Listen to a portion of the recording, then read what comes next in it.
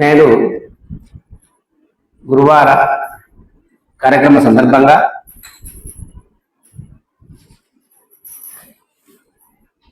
తాడూరు మండలం నగర్ కర్నూలు జిల్లా నెల్లికూరు గ్రామంలో అల్వేలమ్మ తిరుపతయ్య గారి స్వగృహమున ఈనాడు సమావేశం కావడం జరిగింది. ఈ సందర్భంగా శ్రీమన్నారాయణ గురుపీఠ అధ్యక్షులైనటువంటి శ్రీ శ్రీ పరమానంద శంకర నారాయణ సద్గురు స్వాముల వారి పాదపద్మముల శిరస్సాష్టంగా నమస్కారం తెలియజేసుకుంటూ మా గురుదేవుల వారి యొక్క విరచితంబకు ఆత్మానాత్మ రహిత పరతత్వ కావ్యములు అనే గ్రంథంలో అల్పగురు లక్షణం లోపల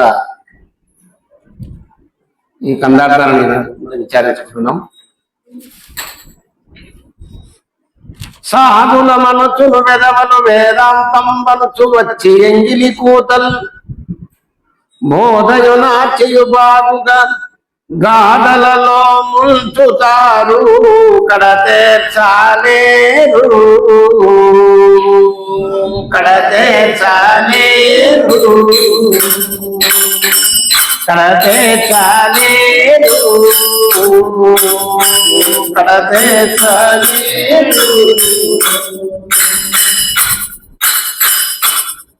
సాధనాలందు మరించేవేరు సాధనాలందు మరించేవేరు వాద భేదములేని వేదాతీతం పైన వాద భేదములేని వేదాతీతం పైన బోధనలు తెలియక మేధావులా మనతో కడతేర్చాలేరు సాధనాలందు మరించేవేరు సాధనాలందు మరించేవేరు. జై సద్గుణాథ బ్రహ్మరాజుకు జై. సాధుల మనసున వెదవలు వేదాంతం మనసు వచ్చి సాధువనగా ఇటివారు అనేది స్వామివారి ఇక్కడ చెప్తారు. సాధువులు అనగా రెండు రకాలు. సాధువులు అంటే ఇక్కడ వాళ్ళు భార్య పిల్లలు వాటి సంసారానికి ఏ సంబంధం లేకుండా కేవలం ఆ యొక్క దైవనామ స్మరణలో ఉంటుంది. ఎప్పుడు కూడా అదే ధ్యాసలో పడుతున్నటువంటి వారు. అంటే వారు ఎటువంటి కోరికలు లేనటువంటి వారు, ఒక రకమైనటువంటి వారు. ఏ కోరికలు లేక ఒకటి ఒకరు తిట్టినా మళ్ళీ తిట్టకుండా, ఒకరు ఆక్షేపించితే మళ్ళా ఆక్షేపించకుండా, తనకు కష్ట సుఖాలు లేకుండా ఒక పద్ధతి ప్రకారంగా అలా ఉండేవారు. లేక సాధువనగా ఇక్కడ దాని నిజమైన అర్థం ఏమిటి అంటే బాహ్య సన్యాసులు అంతర్ సన్యాసులు రెండు రకాలు. బాహ్యంగానేమో కాషాయ వస్త్రములు వేషధారణ, కాషాయ వస్త్రములు ద్రాక్షమాలలు, మరి దండ కమండలాలు ధరించి ఆ విధంగా దండివారం మేము సాధులమని చెప్పుకునేది. అట్లా వచ్చి మరి వెదవలు వేదాంతం మనసు ఎంగిలి కూతలు చూస్తూ ఉంటాడు. సాధువనే వాడు ఎవరు అంటే నేననే అహం తెచ్చినటువంటి వాడు నిజమైన సాధన. అంటే నేననే అహం చచ్చినటువంటి వాడే నిజమైన సాధన. వీరు అంతర్ సన్యాసులు అంటే మానసికంగా మనసు లేని స్థితికి ఎదిగినటువంటి వారు, ఒక సద్గురుని ఆశ్రయించి చతుర్వేద శుశ్రూషలు చేసి మరి వారి కృపకు పాత్రులై సాంఖ్య తారక మనస్క పరిపూర్ణ బోధలు పొంది ఎప్పుడు అదే మనసు లేని స్థితి ఏదైతే ఉందో ఆత్మాతీతం కేవలాత్మ పద్ధతి ఏదైతే ఉందో దాంట్లో ఎప్పుడు కూడా బాలం ఉన్మత్త పిశాచ బాధివద్దు అలా ఉంటారు వాళ్ళు ఎప్పుడు కూడా.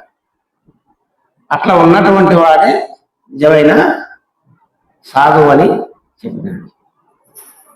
మరి ఇక్కడ అట్లా కాదు, మేమే సాధువులమని చెప్పి పెదవుల వేదాంతం మనసు వచ్చి ఎంగిలి బుద్ధలు అంత ఎంగిలి మాటలే. అంటే బోధ యునాచి బావుగా గాజులలో ముంచుతారు. అంటే ఈ గాజులలో ముంచుతారు అంటే సాధనలు, అనేకమైనటువంటి సాధనలు పెడతారు. ఎరక సాధనలు, శరీరాత్మలతో కూడుకున్న సాధనలే పెడతారన్నమాట. ఈ శరీరము ఆత్మ రెండు కలిసి ఎరక స్వరూపమే. ఎరక చేత ఎరకను ఎలా ఛేదిస్తారు? ఎరకలేని గురువులు అయితేనే దీన్ని ఛేదించగలుగుతారు. కాబట్టి బోధ యునాచీయ భావ గాథలలో ముంచుతారు, కడతీర్చలేదు. ఇటువంటి వారు కడతీర్చలేదు. వారి దగ్గర గురువాక్య నిష్ట లేదు కనుక వారే తరించలేదు. ఇతరులను ఎలా తరిస్తారు? ఇంకా తరింపజేయలేరు, వారు కడతీర్చలేదు. సాధనలందు మరిగించి మీరు సాధనలందు అంటే దొమ్మర సాధనలు, దానికి ఎన్ని సాధనలు పెడతా ఉంటారు పంచముద్రల చేత.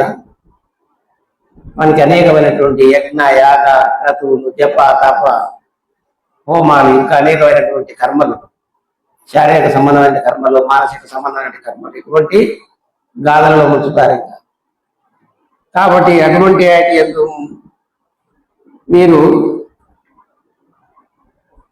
కడతీర్చలేదు, సాధనలను మరిగించింది. వాద భేదము లేని వేదాతీతమైన బోధనలు తెలియక, వాద భేదము లేనటువంటి వేదాతీతమైనటువంటి బోధ తెలియక, ఈ వాదము వేదములో ఉండేదంతా వాదమే కదా, అంటే అందులో నేర్మేనులతో కూడుకొని ఉంది కనుక ఎరక సంబంధమైనటువంటిదే. కాబట్టి ఎన్ని గ్రంథాలు చదివిన దాని గ్రంథ సారాంశము ఆత్మ బ్రహ్మమని తేలుతుంది. కాబట్టి ఈ ఆత్మ శరీరంతో పాటు పోయేదే కదా. కాబట్టి ఇందులో వాదమే ఉన్నది, ఎరకరహిత స్థితి దీంట్లో ఉండదు. కాబట్టి ఈ వేదాతీతమైన బోధనలు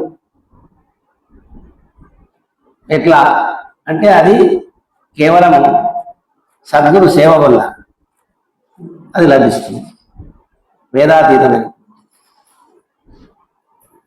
మరి అటువంటి బోధ తెలియక మేధావుల మనసు మాకు బాగా తెలుసు, గొప్పవాళ్ళము మేము అని మేధావుల మనసు కడతీర్చలేదు. ఇవన్నీ తరిచేసినటువంటి వాళ్ళను కడతీర్చలేరు సాధుల మనసును. మరి సాధనలందు మరిగించేవి. కాబట్టి ఇటువంటి వాళ్ళు ఎక్క సాధన లోపలనే ఉంచుతారు. కాబట్టి వీళ్ళు ఇటువంటి వాళ్ళని చేస్తే మన జన్మ కడతీరదు.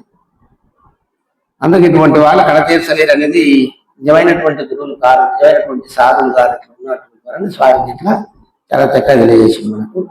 జై శ్రీ సద్గురునాథ బ్రహ్మహరాజు జై.